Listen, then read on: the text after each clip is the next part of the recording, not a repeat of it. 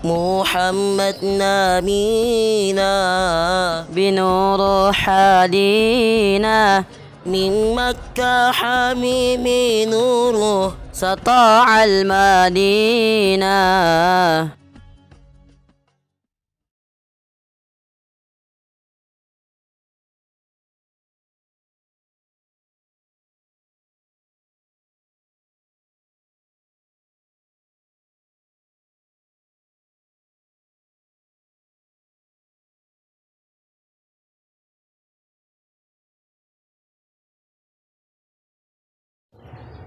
Assalamualaikum warahmatullahi wabarakatuh. Waalaikumsalam warahmatullahi wabarakatuh.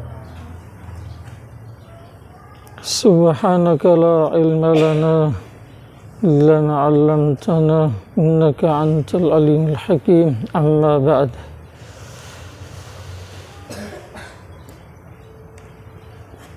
Kali ini kita bahas masalah sesajen Sesajen umumnya di beberapa suku masih berlaku. Di mana bencana, di sana ditaruh sesajen. Mau panen ditaruh sesajen. Mau tolak bala ditaruh sesajen. Apa status sesajen di dalam Islam? Sesajen itu diperbolehkan atau tidak, hukumnya apa gitu?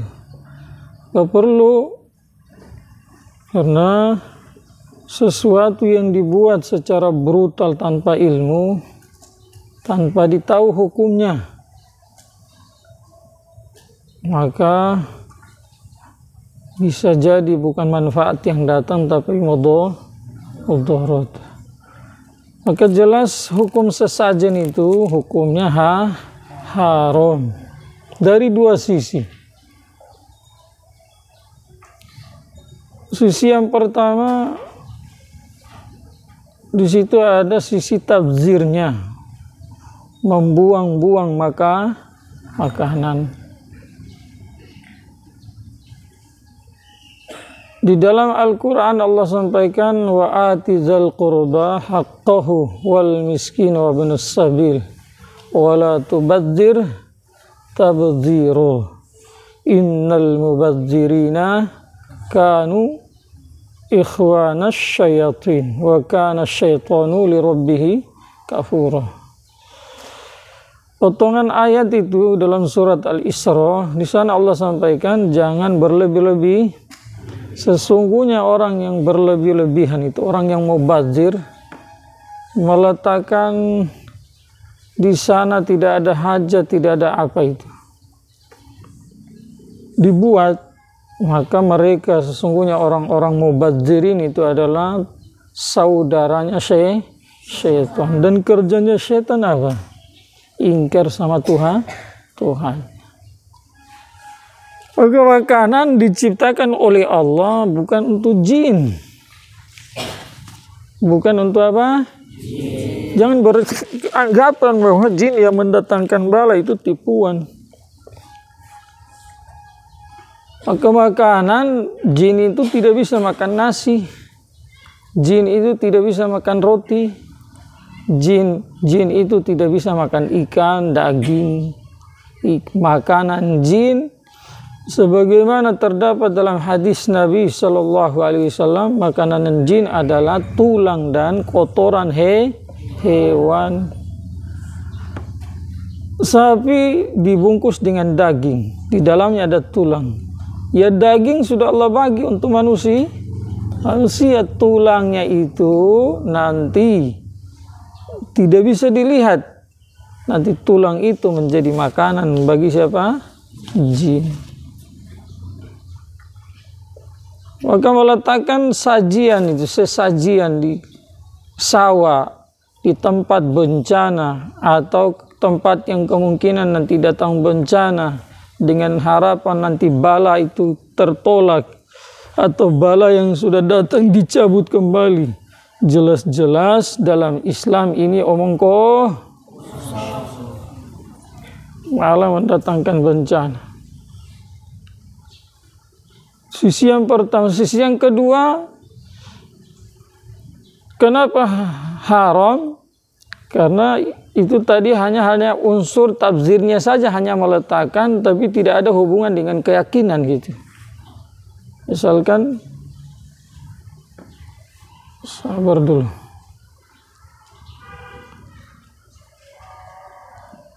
Yang pertama tadi dari sisi tafsirnya.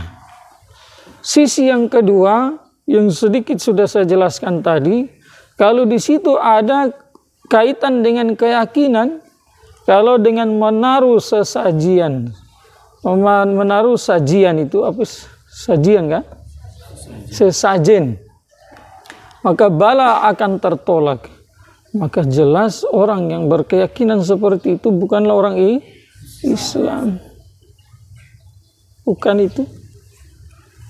Tetapi dia muslim ataupun tidak. Kalau tidak muslim tidak ada soal, memang sudah dari awal dia sudah kafir memang. Tetapi kalau dia mukmin, muslim, mukminah dari awal, terus dia melakukan itu amalan dengan berkeyakinan bahwa dengan meletakkan sesajen tadi bala akan tertolak. Yakin seperti itu. Jelas-jelas orang ini jadi kafir. Haramnya tidak tanggung-tanggung.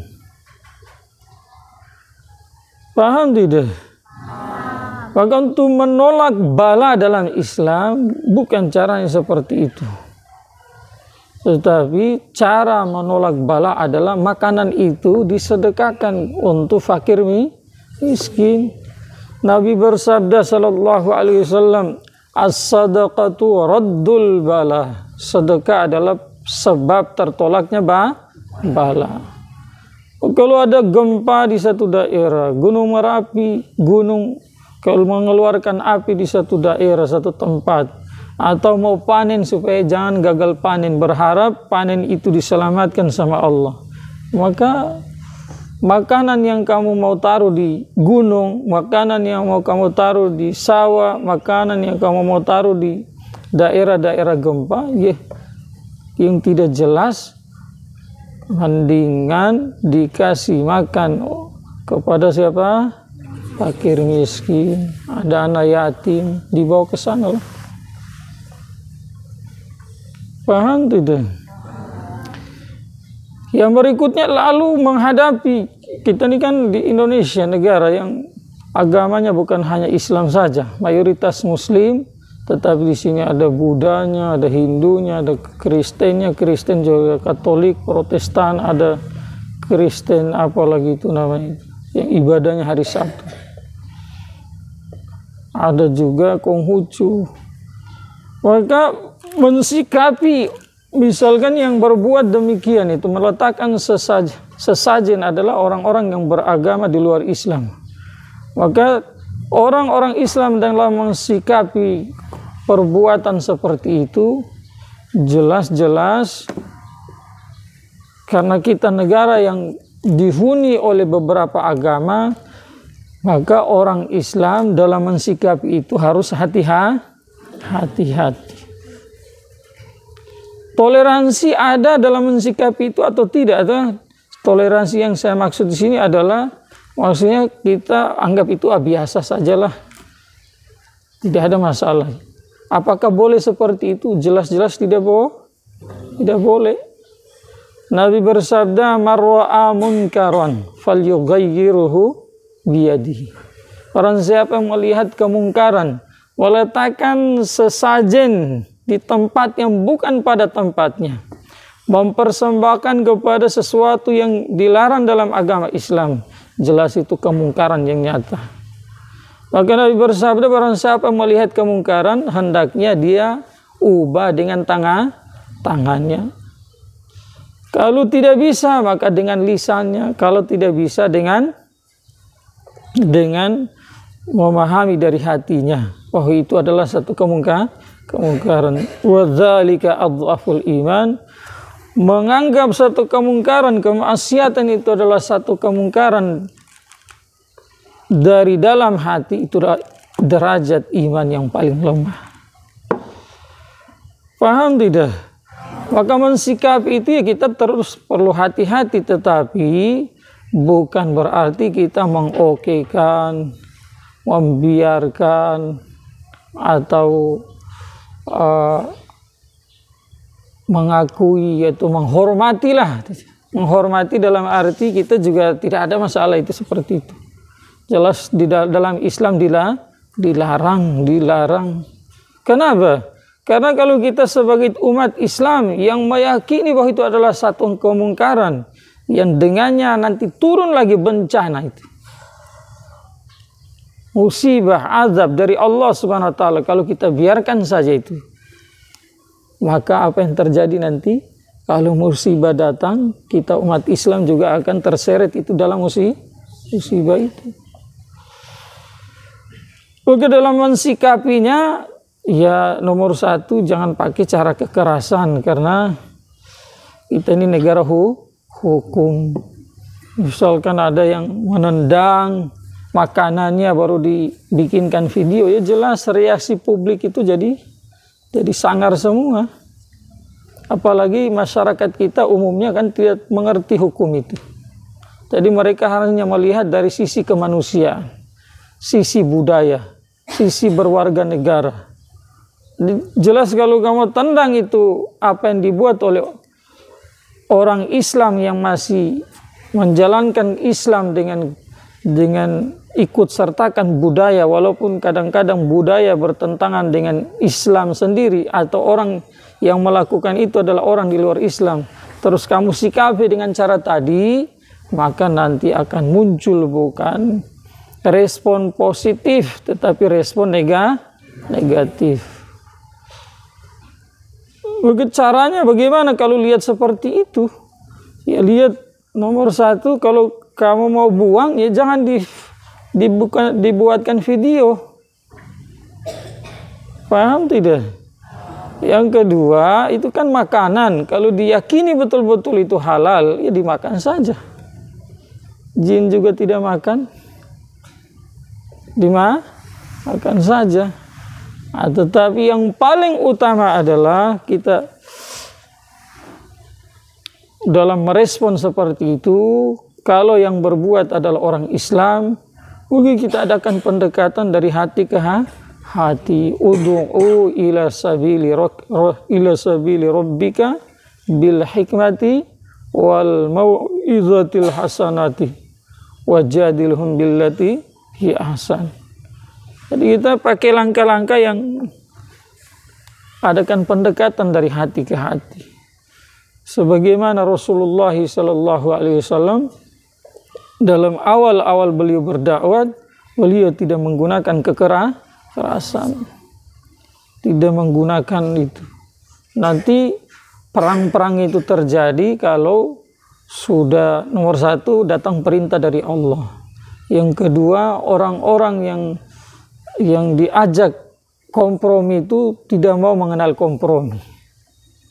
Barulah nanti pilihan terakhir setelah dakwah minta disuruh bayar pajak.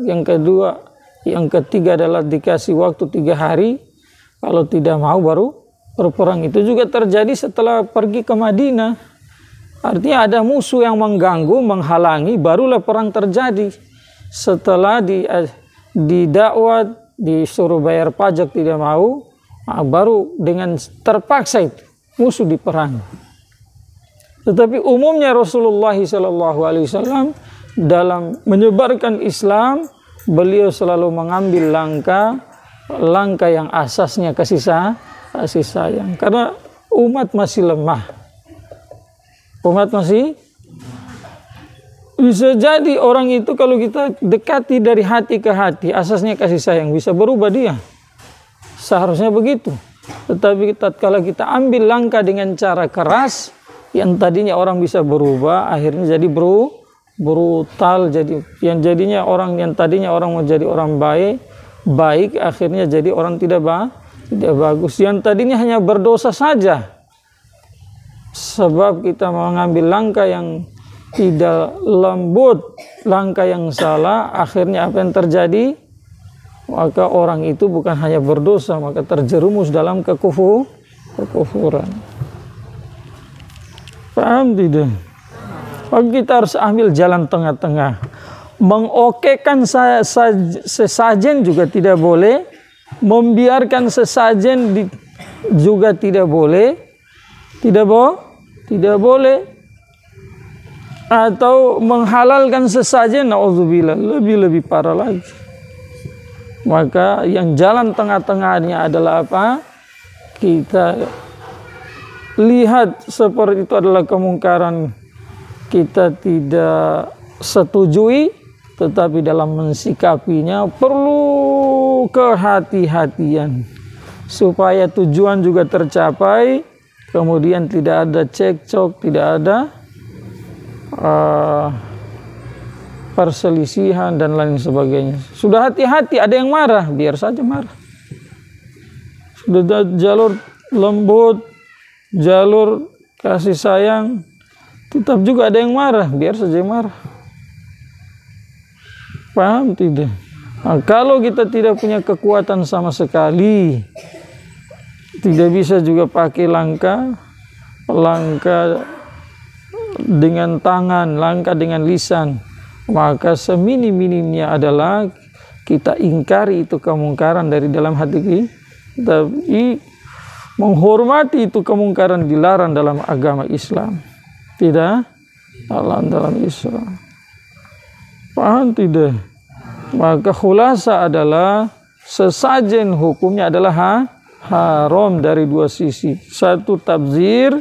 Yang kedua, kalau diyakini itu menyelesaikan masalah, yakini akan menolak bencana, bukan hanya berdosa tetapi orang akan terjerumus dalam kesyirikan. Satu lagi, banyak orang berpendapat bahwa sebagian lah bahwa dengan sesajen itu Islam masuk ke Indonesia. Dengan sesajen Islam masuk ke Indonesia. Ini perlu dipertanyakan. Paham tidak? Perlu dipertanyakan. Mungkin dulu sebelum Islam masuk sesajen itu sudah ada. Cuma para wali-wali, wali songo dalam berdakwat, mereka itu tidak langsung dengan menghapus barang-barang seperti itu, kebiasaan yang bertentangan dengan Islam, tidak menggunakan kekerasan. Tetapi tadi itu mereka adakan pendekatan, diambil hatinya, kemudian dihilangkan perlahan-lahan. Sebagaimana Rasulullah Sallallahu Alaihi Wasallam.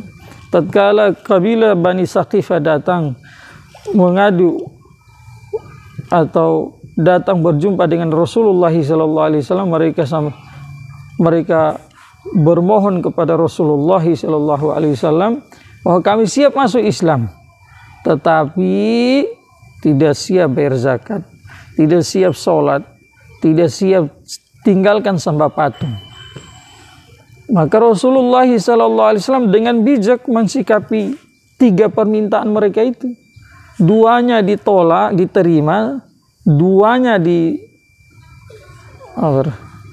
satu ditolak, satu diterima, duanya ditolak. Bayar zakat tidak usah dulu. Sholat iya, sembah patung tidak boleh. Kenapa? Karena orang ini nanti besok kalau sholat dengan cara betul dan dia tidak terjerumus dalam kesyirikan, tidak diizinkan sembah patung. Kenapa? Jelas kalau dia sembah patung, sholat dia bukan menjadi orang yang sholat, karena dia posisinya dalam keadaan musyrik. Tetapi Nabi izinkan tidak membayar zakat. Kenapa? Karena besok-besok itu saat dia rajin sholat, semakin dekat sama Tuhannya, sama Allah Subhanahu wa Ta'ala, maka otomatis kecintaan dia sama Allah, keagungan Allah yang ada di dalam hati dia itu akan mendorong dia untuk mengeluarkan zakat itu.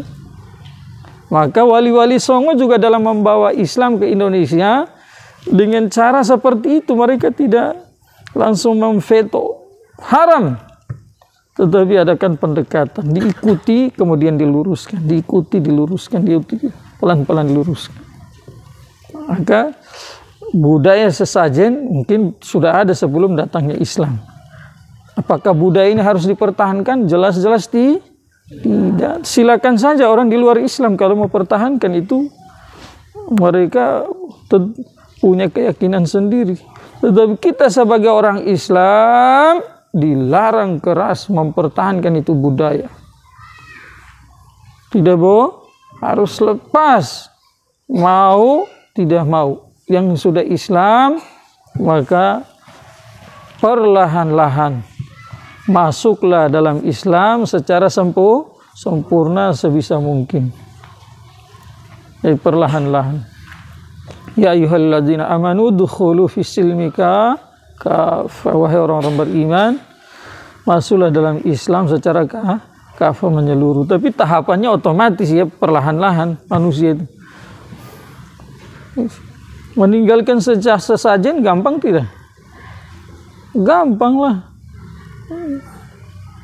Tinggal diganti saja lebih baik. Itu tadi saya bilang, kasih makan anak yatim, piatu, kasih makan fakir miskin, atau buat tahlilan bersama,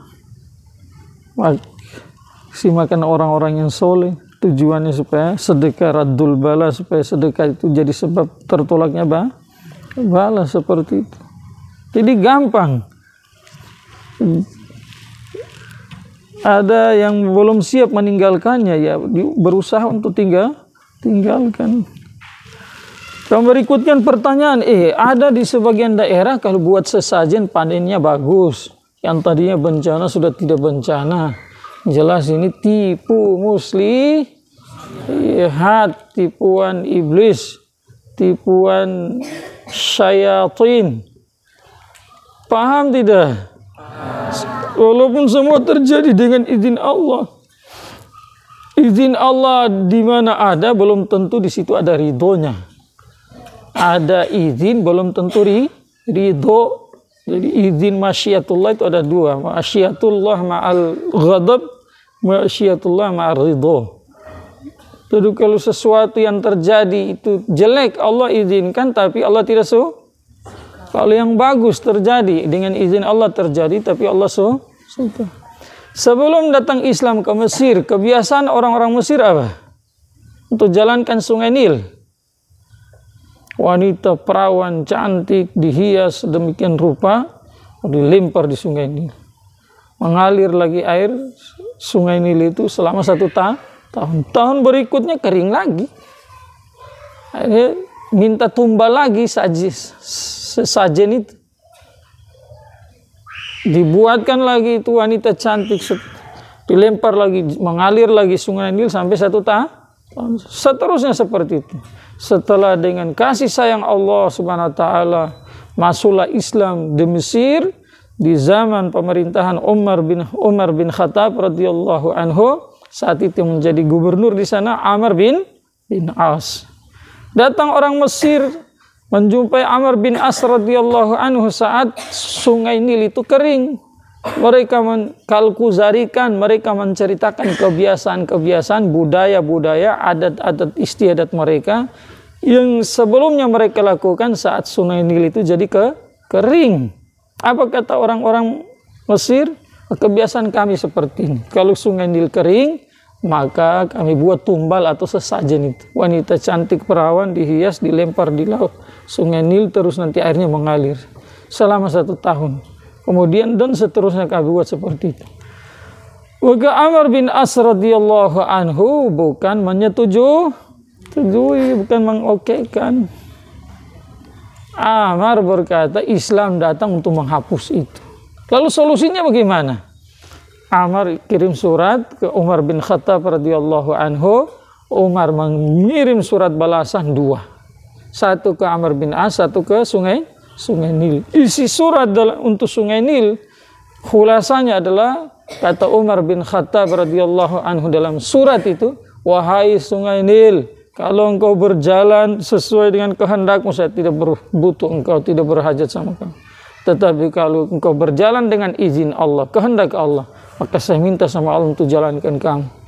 Dalam surat yang dikirim untuk Amr bin As, di dalamnya ada satu perintah, amar, surat itu dibuang ke Sungai Nil, surat yang kedua.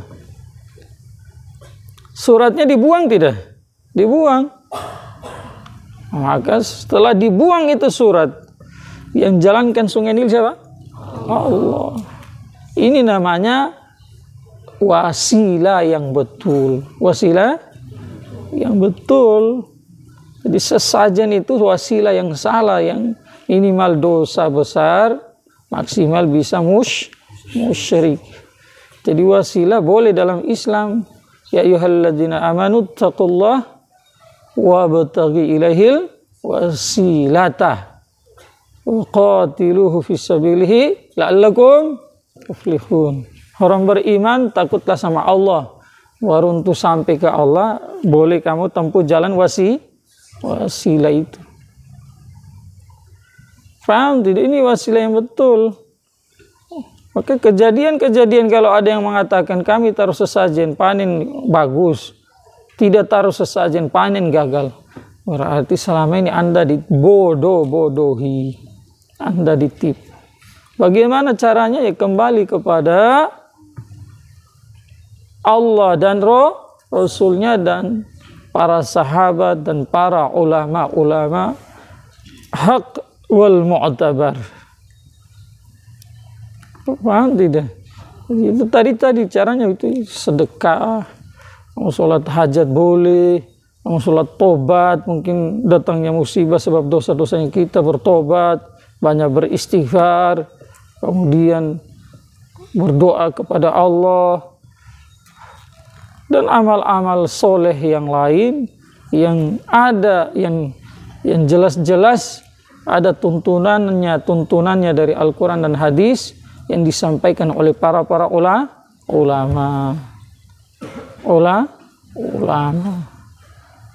hak dan mu'tabar. Paham tidak? Semoga bermanfaat. Subhanallah.